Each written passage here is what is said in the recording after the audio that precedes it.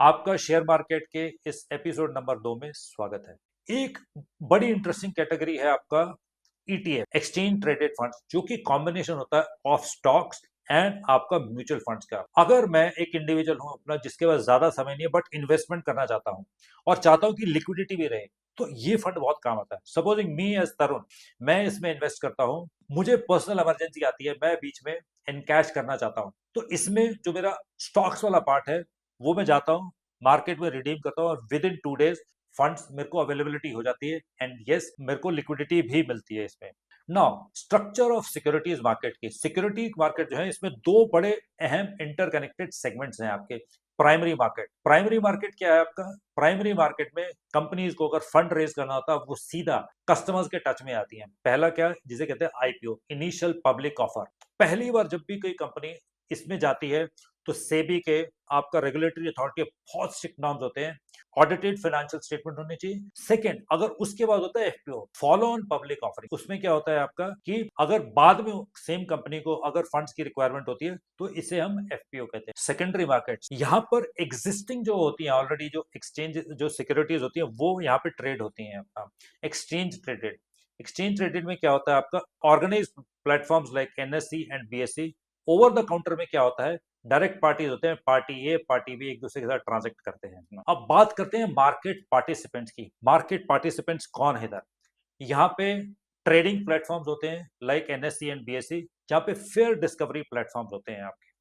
Now बात करते हैं डिपॉजिटरीज की, एनएसडीएल एंड सीडीएसएल की, जहां पर जैसा हम जानते हैं कि आजकल एवरीथिंग इज इलेक्ट्रॉनिक है अपना, तो यहां पर अपनी आपकी जो भी सिक्योरिटीज है इलेक्ट्रॉनिक फॉर्म में डिपॉजिटेड रहती है एंड जो लोग यहाँ पर मार्केट्स में काम करते हैं उनको इन पर्टिकुलर अथॉरिटी से रेगुलरली मेल्स भी आती है, right? Trading members oblique brokers की, जो कि बेसिकली फैसिलिटेट करते हैं between the members. And then investors की बात करते हैं। इन्वेस्टर्स दो टाइप के होते हैं, एक होते हैं इंडिविजुअल इन्वेस्टर्स लाइक अस, एक होते हैं एचएनआई, देन होते हैं इंस्टीट्यूशनल इन्वेस्टर्स। इंस्टीट्यूशनल इन्वेस्टर्स होते हैं जैसे आपके बड़े बड़े mutual funds, insurance companies, foreign investors. अब बात करते हैं रेगुलेटरी बॉडीज की एंड रिस्क अथॉरिटीज की, राइट? तो इनका बड़ा अहम रोल होता है। जैसा हम जानते हैं कि आज तक शेयर मार्केट में बहुत बड़े बड़े स्कैम हुए हैं, चाहे वो हर्षद मेहता था, चाहे सत्यम कंप्यूटर्स का था, चाहे अभी ब्लू स्मार्ट ईवी का हुआ है अपना। तो ये एक बहुत अहम रोल प्ले करती हैं, हॉक रोल प्ले करती हैं अपना इन टर्म्स ऑफ इनका मेन रोल क्या है। इनका मेन रोल ये है कि इन्वेस्टर्स का जो इंटरेस्ट है उसको सिक्योरिटाइज करना, अपना जितने भी इंटरमीडिएटरीज हैं वो रजिस्टर्ड हों, अपने रजिस्टर्ड रहें, कायदा कानून फॉलो करें। कभी भी किसी भी जो प्लेयर्स हैं उनकी बुक्स को ये ऑडिट कर सकते हैं, तो बहुत अहम रोल प्ले करते हैं ये अपना। एक बड़े इंपॉर्टेंट ब्रोकर हैं जिन्होंने कहा था जब भी ये स्कैम होते हैं तो मार्केट्स क्या टेस्ट करती हैं? हमारा मार्केट्स टेस्ट हमारा फाइनेंशियल अक्यूमेंट चेक नहीं करती हैं, वो चेक करती हैं कि हमारे पेशेंस को और हमारे डिसिप्लिन को। और मार्केट्स आप देखेंगे अगर, तो मार्केट्स जो है अपना is about 20% about trading and 80% is always about psychology. अब मार्केट ट्रांजैक्शंस के बारे में अंडरस्टैंड करते हैं। मार्केट में क्या होता है? Spot oblique cash transaction. यहाँ पर क्या हुआ, हमने शेयर खरीदा, शेयर बेचा, T+2 डे, मतलब ट्रेडिंग डेट प्लस 2 डेज में ये पैसा हमारे बैंक अकाउंट में हिट कर जाता है। फॉरवर्ड कॉन्ट्रैक्ट्स भी क्या होता है? एक कस्टमाइज्ड कॉन्ट्रैक्ट होता है बिटवीन टू पार्टीज, पार्टी ए पार्टी बी।